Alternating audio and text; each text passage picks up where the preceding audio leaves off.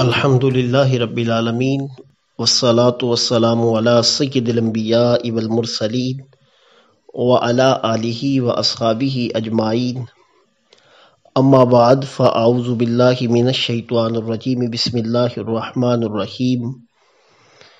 ان الساعة لآتیۃ لا ریب فیہا، صدق اللہ العظیم۔ ایمانیات کورس کی 38ویں نشست کا آغاز کر رہے ہیں۔ آج کی اس نشست میں ہماری گفتگو کا عنوان قیامت پر ایمان ہے۔ قرآن مجید میں اللہ تعالیٰ نے بیشتر مقامات پر عقیدہ آخرت کا ذکر کیا۔ اللہ تعالیٰ نے ارشاد فرمایا وَبِالْآخِرَةِ هُمْ يُوقِنُونَ، اور وہ آخرت پر یقین رکھتے ہیں۔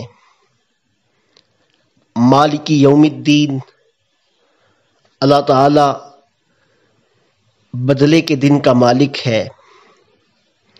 فَمَن يَعْمَلْ مِثْقَالَ ذَرَّةٍ خَيْرًا يَرَهُ وَمَن يَعْمَلْ مِثْقَالَ ذَرَّةٍ شَرًّا يَرَهُ، جس نے معمولی سی نیکی کی وہ اسے دیکھ لے گا، اور جس نے معمولی سی برائی کی وہ اسے بھی دیکھ لے گا۔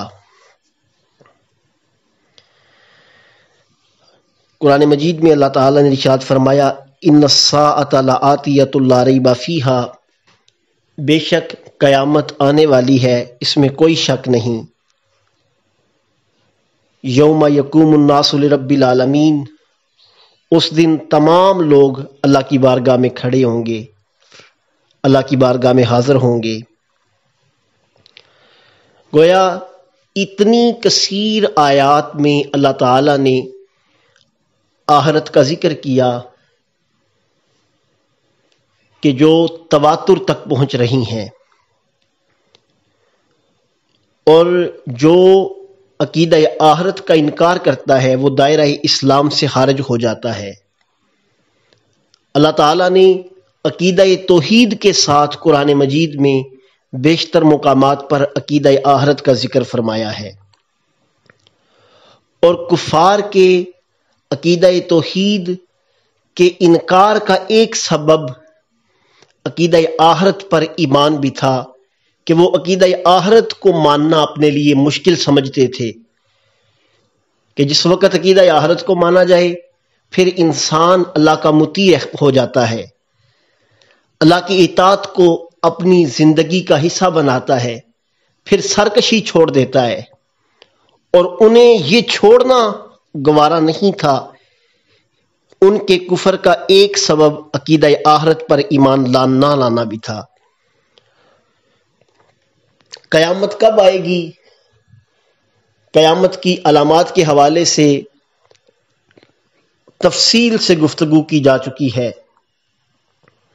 جس وقت اللہ رب کائنات چاہے گا تمام علامات پوری ہونے کے بعد حضرت اسرافیل علیہ السلام کو حکم ہوگا آپ سور پھونکیں گے۔ نبی پاک صاحب الاولاق صلی اللہ علیہ وسلم سے پوچھا گیا کہ یہ سور کیا ہے؟ میرے آقا نے فرمایا ایک سینگ نما ہے جس میں پھونکی جائے گی، جس میں پھونک ماری جائے گی اور آواز نکلے گی۔ جس وقت سور پھونکا جائے گا اس کی آواز پہلے دھیمی ہوگی، آہستہ آہستہ بلند ہوتی جائے گی، کائنات تباہ ہو جائے گی، لوگ ہلاک ہو جائیں گے، آسمان لپیٹ دیا جائے گا، زمین تباہ و برباد ہو جائے گی، پہاڑ دنی ہوئی روئی کی طرح ہو جائیں گے، تمام فرشتے بھی ہلاک ہو جائیں گے، حتیٰ کہ خود حضرت اسرافیل علیہ السلام بھی وصال فرما جائیں گے۔ اللہ رب کائنات کی طرف سے اعلان ہوگا لمن الملک یومئذ، کس کے لیے ہے آج بادشاہی؟ بڑے بڑے متکبر خاک میں مل چکے ہوں گے، بڑے بڑے خدائی کے دعوے دار زمین کے اندر ان کی ہڈیاں بوسیدہ ہو گئی ہوں گی، کوئی بولنے والا نہیں ہوگا۔ اللہ تعالیٰ ارشاد فرمائے گا للہ الواحد القہار، آج بادشاہی صرف ایک خدا کی ہے۔ جس وقت اللہ رب کائنات چاہے گا حضرت اسرافیل زندہ ہوں گے، حکم ہوگا سور پھونکا جائے، سور پھونکا جائے گا، لوگ اپنی قبروں سے اٹھیں گے اور میدان محشر کی طرف دوڑ لگا دیں گے۔ سب سے پہلے نبی پاک صاحب الاولاق صلی اللہ علیہ وسلم اپنی قبر انور سے اٹھیں گے، آپ کے ساتھ حضرت صدیق اکبر، حضرت فاروق اعظم ہوں گے، حضرت عیسیٰ علیہ السلام ہوں گے، پھر اصحاب بقی اٹھیں گے، پھر اہل مکہ اٹھیں گے، پھر تمام کائنات سے لوگ اٹھیں گے اور دوڑ کر میدان محشر کی طرف جا رہے ہوں گے۔ نبی پاک علیہ الصلوۃ والسلام مسجد میں داخل ہوئے، حضور نے حضرت صدیق اکبر اور فاروق اعظم رضی اللہ تعالیٰ عنہما کا ہاتھ تھاما تھا، ایک طرف جناب صدیق اکبر، ایک طرف فاروق اعظم تھے۔ میرے آقا نے فرمایا ہاکذا نبعث یوم القیامہ، قیامت کے دن ہم ایسے ہی اٹھیں گے۔ لوگ اپنی قبروں سے اٹھیں گے اور میدان محشر کی طرف جا رہے ہوں گے۔ میدان محشر ملک شام میں ہوگا۔ حضور سید کائنات علیہ الصلوۃ والسلام نے فرمایا تحشرون ہاہنا، تمہارا حشر وہاں ہوگا۔ صحابی فرماتے ہیں نبی پاک علیہ الصلوۃ والسلام نے ملک شام کی طرف اشارہ فرمایا۔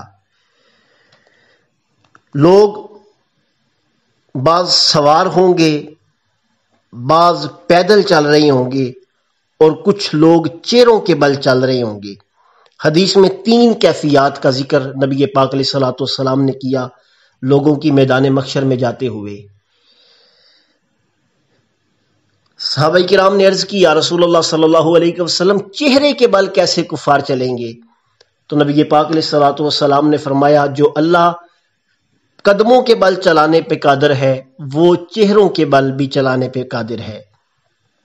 کفار چہروں کے بل چلتے ہوئے میدان محشر کی طرف جائیں گے۔ حضور سید عالم علیہ الصلوۃ والسلام نے فرمایا قیامت کے دن لوگوں کا حشر اس حالت میں ہوگا کہ وہ برہنہ پا ہوں گے، ننگے بدن ہوں گے، ننگے پاؤں ہوں گے اور ہتنوں کے بغیر انہیں اٹھایا جائے گا۔ حضرت عائشہ صدیقہ رضی اللہ تعالیٰ عنہ نے عرض کی یا رسول اللہ صلی اللہ علیہ وسلم مرد اور عورتیں اکٹھے ہوں گے، ایک دوسرے کو دیکھتے ہوں گے؟ تو آقا کونین علیہ الصلوۃ والسلام نے ارشاد فرمایا یا عائشہ تو الامر اشد من ان ینظر بعضهم الی بعض، اے عائشہ معاملہ اتنا سخت ہوگا کہ لوگ ایک دوسرے کی طرف دیکھ نہیں سکیں گے، اس سے شدید معاملہ ہوگا۔ اللہ رب کائنات نے فرمایا کما بدأنا اول خلق نعیدہ، جس طرح ہم نے پہلی تخلیق کی ابتدا کی اسی طرح ہم لوگوں کو لٹائیں گے۔ ایک کافر ایک بوسیدہ ہڈی لے کے سرکار کی بارگاہ میں حاضر ہوا اور کہنے لگا یا رسول اللہ صلی اللہ علیہ وسلم کیا اس ہڈی سے بھی پیدا کیا جائے گا انسان کو، حالانکہ یہ تو بوسیدہ ہو چکی ہے۔ سورہ یاسین میں اس کا ذکر موجود ہے من یحیی العظام وہی رمیم قل یحییھا الذی انشأھا اول مرہ۔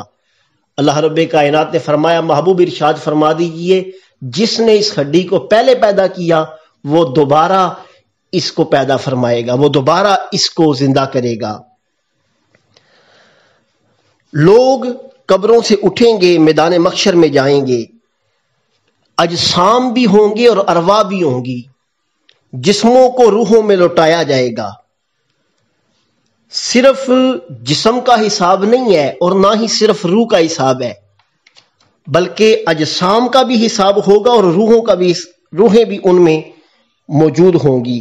اور جس روح کا دنیا میں جس جسم کے ساتھ تعلق ہے میدان محشر میں بھی اسی روح کا اس جسم کے ساتھ تعلق ہوگا۔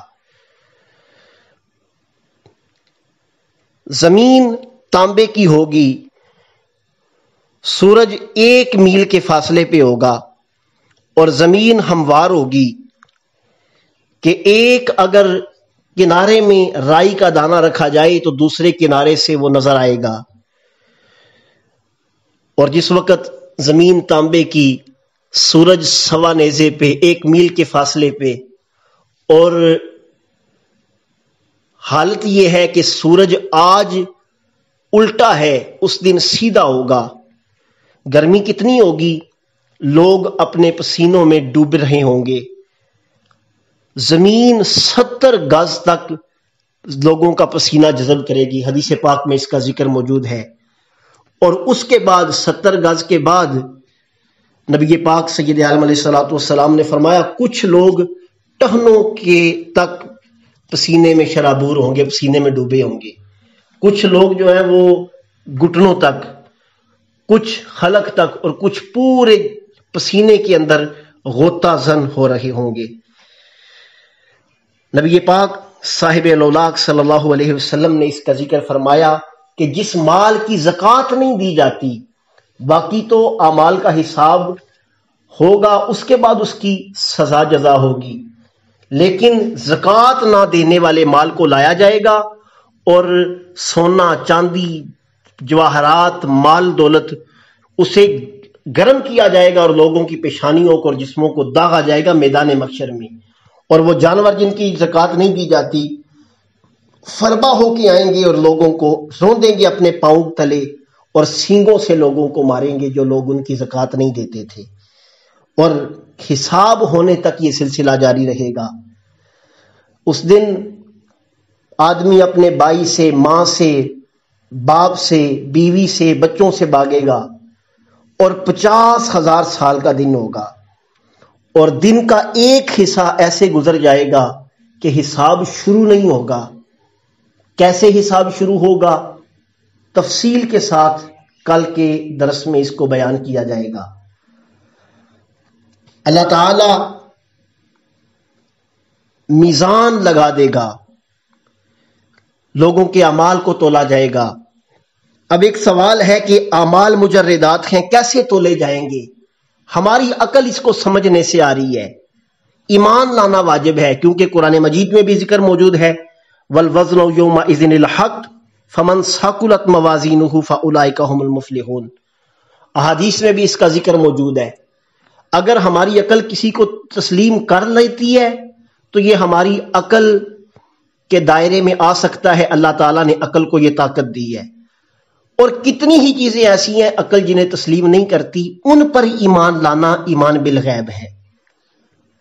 اعمال مجردات ہیں، کیسے تولے جائیں گے؟ اللہ رب کائنات بہتر جانتا ہے. وہ ترازو کیسا ہوگا اللہ کی ذات جانتی ہے، یا اللہ کی عطا سے اللہ کے نبی جانتے ہیں. ہم پر ایمان لانا واجب ہے. حساب ہوگا. نبی پاک علیہ الصلوۃ والسلام اللہ کی بارگاہ میں دعا مانگا کرتے تھے، اللہم حاسبنی حسابا یسیرا، اے اللہ میرا آسان حساب لے. حضرت عائشہ صدیقہ رضی اللہ تعالیٰ عنہ نے عرض کی، یا رسول اللہ صلی اللہ علیہ وسلم آسان حساب کیا ہے؟ میرے آقا نے فرمایا آسان حساب یہ ہے کہ اللہ تعالیٰ بندے کے اعمال دیکھے گا اور اس کو معاف فرما دے گا. اور جس کا مناقشہ ہو گیا، جس کا حساب شروع ہو گیا، میرے آقا نے فرمایا عائشہ وہ تو ہلاک ہو گیا. جس طرح انسان میزان کو سمجھنے سے عاجز ہے لیکن ایمان لانا لازم ہے، اسی طرح پل صراط، دوزخ کے اوپر پل نصب کیا جائے گا، بال سے باریک، تلوار سے تیز، تمام لوگ گزریں گے. پہلے سید عالم علیہ السلام کی ذات، پھر انبیاء کرام علیہم السلام، پھر حضور کی امت، پھر باقی تمام امتیں. اس پر ایمان لانا بھی لازم ہے. یہ بھی احادیث مشہورہ سے ثابت ہے. احادیث میں اس پل کا ذکر موجود ہے. اور حضور سید عالم علیہ السلام نے فرمایا جس وقت میری امت گزر رہی ہوگی میں اپنی امت کے لیے سلامتی کی دعائیں کر رہا ہوں گا. قیامت میں امت محمدیہ صلی اللہ علیہ وسلم کے لیے ایک خاص اللہ کی طرف سے انعام اللہ تعالیٰ نبی پاک علیہ السلام کو حوض کوثر عطا فرمائے گا. حضور نے ارشاد فرمایا میرا حوض 1 مہینے کی مسافت کے برابر ہے، اس کے تمام اضلاع برابر ہیں، اس کا پانی دودھ سے زیادہ سفید ہے، اس کی خوشبو کستوری سے زیادہ اچھی ہے، اور اس کے آب ہورے پیالے ستاروں کی طرح ہیں، ستاروں کی تعداد میں ہیں، اور جو ایک مرتبہ پی لے گا دوبارہ اس کو پیاس نہیں لگے گی، اس کی مٹی مشک و عنبر کی ہے۔ گویا اللہ تعالیٰ نے خاص انعام امت محمدیہ صلی اللہ علیہ وسلم پر یہ فرمایا کہ ہمارے نبی پاک علیہ الصلوۃ والسلام کو حوض کوثر عطا فرمایا۔ حضور اپنی امت کو بھر بھر کے کوثر کے جام پلائیں گے۔ اللہ تعالی ہمیں بھی اس روز آقا کونین علیہ الصلوۃ والسلام کے جام کوثر سے